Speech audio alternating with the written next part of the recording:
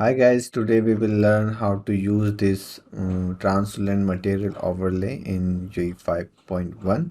This is new thing, so you can see I have a single mesh and I have two materials applied on it. One is translucent and the second is opaque. This look really cool. Let's start this video.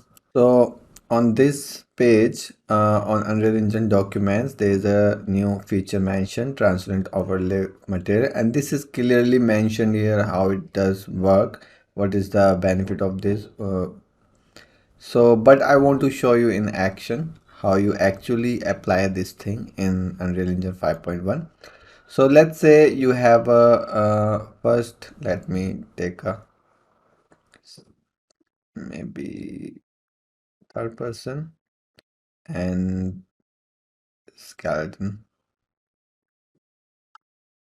Let me search the content.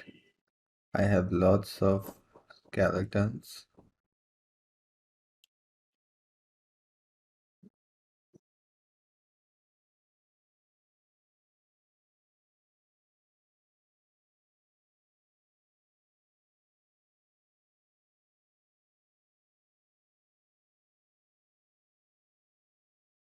We have this many.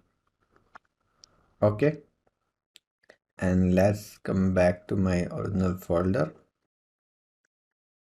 This one. Okay.